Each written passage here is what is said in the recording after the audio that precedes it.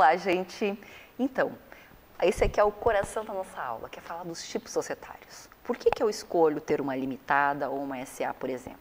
Bem, para isso, eu gostaria de falar de todos eles. Seria legal se vocês puderem também, se for possível, olharem os PowerPoints junto com a aula, porque daí vocês vão entender um pouquinho mais do que eu estou falando. O primeiro tipo societário é um tipo societário mais antigo, tá? Quase pré-histórico. Tanto que tem uma fotinho lá no PowerPoint que vai lembrar disso, tá?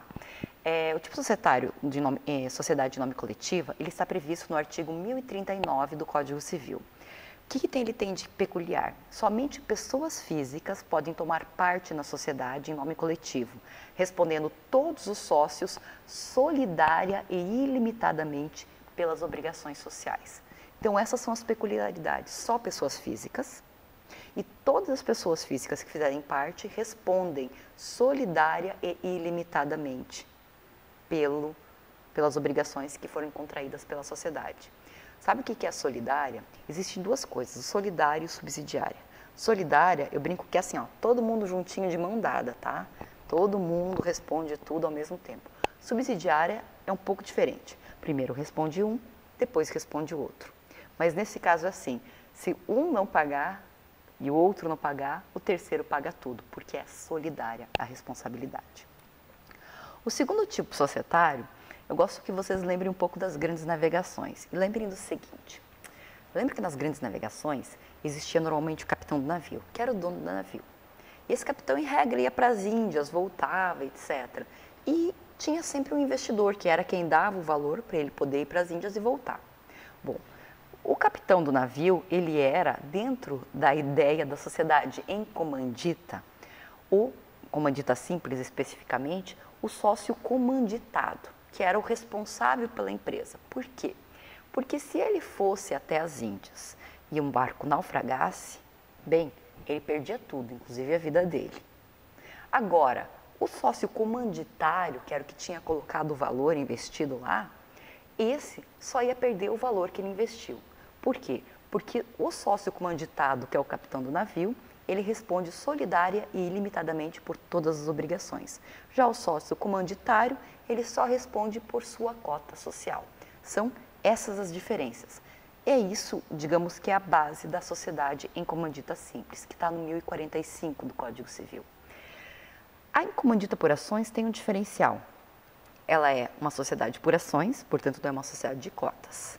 Mas um dos acionistas, ele vai ser o diretor. E esse diretor é o capitão do navio.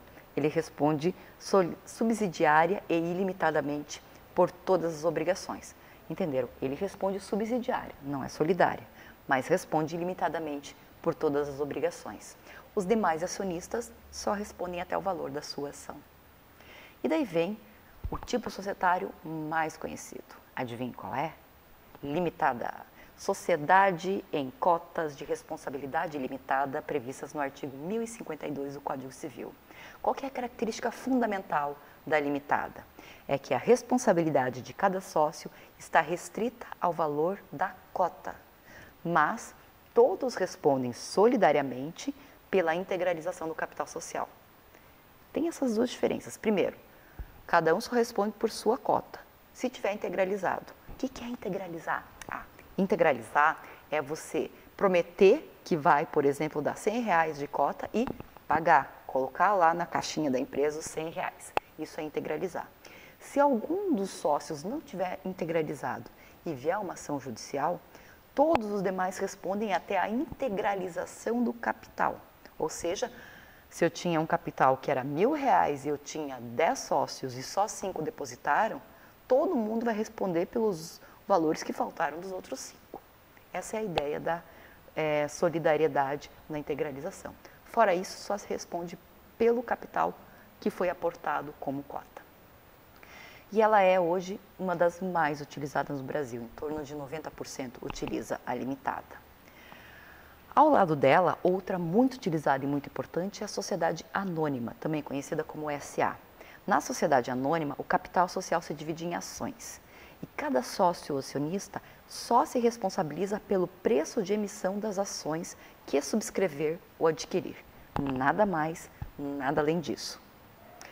Tem algumas regras específicas que são destinadas às sociedades anônimas, como, por exemplo, obrigatoriedade de ter uma Assembleia Geral, obrigatoriedade de ter um Conselho de Administração e um Conselho Fiscal. Isso não é obrigatório nas demais, só na SA. Por quê? Porque a SA pode ser de capital fechado ou capital aberto. E, sendo de capital aberto, é aquela, por exemplo, que coloca ações na Bolsa. Todo o balanço dela é publicado. É como se houvesse um interesse público em saber se ela está sendo bem gerida, já que as ações são vendidas na Bolsa. Então, essas são algumas coisas. Depois vai ter como é que chama o meu diretor aqui de produção, um infográfico para explicar a diferença entre a SA e a limitada, tá ok? E daí vocês vão verem alguma coisa. E qualquer coisa vocês podem também perguntar. O último tipo societário, sociedade cooperativa. Sociedade cooperativa é um tipo societário. Ela está prevista no artigo 1094 do Código Civil de 2002 e também na Lei de Cooperativas, que é a Lei 5764 de 1972. Ela tem alguns princípios básicos que são bem importantes e são eles que eu vou citar para vocês. Primeiro, eu posso ter um valor variável ou até dispensar o capital social. Eu tenho que ter no mínimo 20 cooperados para fundar uma cooperativa, tem que ser no mínimo 20. Diferente de todas as outras que eu posso ter 2 e já está valendo. A limitação do valor da soma das cotas do capital social que cada sócio poderá tomar, a intransferibilidade das cotas do capital a terceiros, mesmo que com herança, porque quem entra é você, não é o teu dinheiro. Uma outra coisa que é importantíssimo nas cooperativas, que é uma pessoa e um voto, não importa se o teu capital social, a tua cota é maior. Na Assembleia Geral, o que vale é a tua voz, um voto. Isso é uma coisa assim super importante em cooperativa. Outra coisa importante, a distribuição dos resultados ela é proporcional ao valor das operações efetuadas por cada sócio com a sociedade.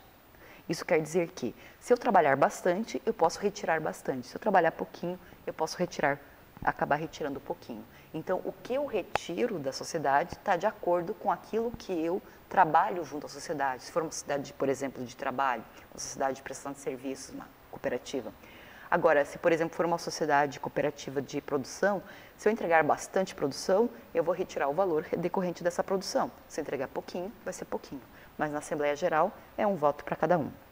E, por fim, é importante lembrar que a responsabilidade do sócio ela pode ser limitada ou ilimitada, depende do que for previsto no Estatuto da Cooperativa. Certo? Por agora era isso.